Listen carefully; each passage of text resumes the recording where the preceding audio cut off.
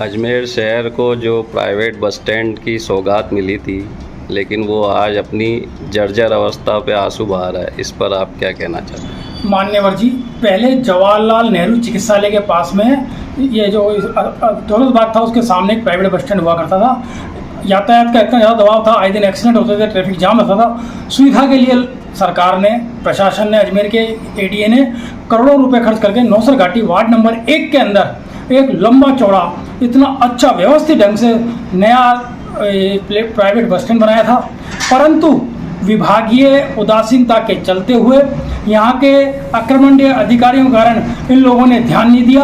आज भी देख लीजिए, एक भी बस यहाँ खड़ी नहीं होती। करोड़ों रुपया जनता का, आपका, हमारा पैसा जो यूं ही मिट्टी में मिल गया। पंखे चोरी हो गए, लाइटें टूट गई, बाथरूम के दरवाजे गायब हो गए। मतलब ये अय्याशी के अड्डे बन गए हैं। लोग रोजाना यहाँ आके शराब पीते हैं। सारी पंखे वंखे सब चोरी हो गए। साथ ही जो भी बसें यहाँ आती है, अगर यहाँ खड़े होती है तो यहाँ पे जितने भी आसपास के दुकानदार हैं उनको व्यापार मिलता। वहीं टेम्पो, ई रिक्शा, टांगा, सिटी बस, उनको रोजगार मिलता। परंतु ये बसें सीधे अजमेर शहर के अंदर जा रही है। इनका बस नहीं चलता है तो मदार गेट के अंदर, चूड़ी बाजार में, दिल्ली गेट में भी घुसेड़े थे। ये जहाँ पर भी खड़ी करते हैं, आप देख लीजिए, सिटी के अंदर जब जाते हैं तो रोजाना एक्सीडेंट होते हैं।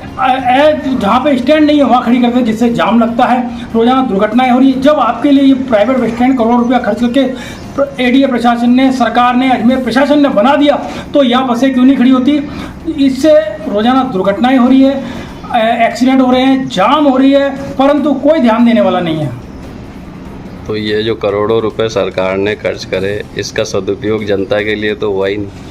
ये तो पैसा बिल्कुल मिट्टी में मिल गया। जनता का पैसा है, सरकार को अपनी जेब से थोड़ी लगी। आपका और हमारा टैक्स के द्वारा ये बनाया गया, हमारे पैसों से बनाए। आज देख लीजिए, इसकी दुर्दशा देख लीजिए आप। ये एक बनता तो यहाँ पे यातायात सुगम होता, लोगों को रोजगार मिलता, परंतु ये तो चला नहीं। जो पहले प्राइवेट स्टैंड था वो तो बंद हो गया, ये भी बंद हो गया, और गाड़ियाँ जहाँ चाहे वहाँ खड़ी हो रही है।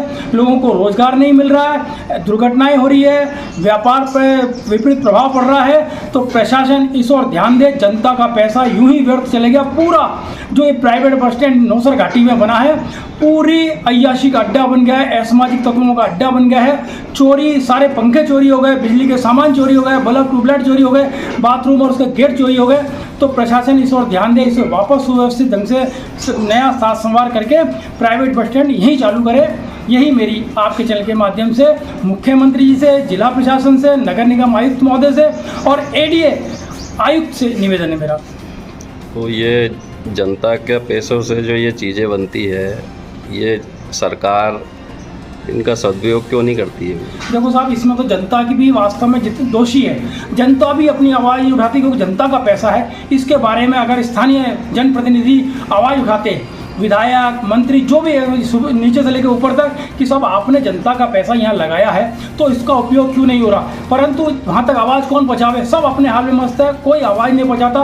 प्रशासन तक, मैं आप लोगों से भी कहता हूँ, एक 50 पैसे का, 1 रुपये का पोस्ट कार्ड डालता, मुख्यमंत्री जी को डालिए, उस शिकायत पर कार्रवाई होती है। राजस्थान संपर्क पोर्टल पर आप शिकायत दर्ज कराइए, उस पर कार्रवाई होती है।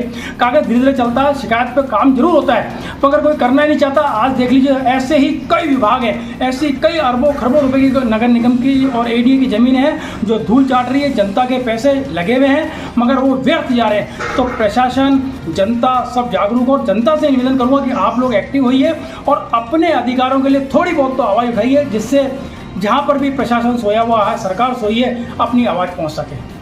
आपका नाम? शैलेश गुप्ता। धन्यवाद।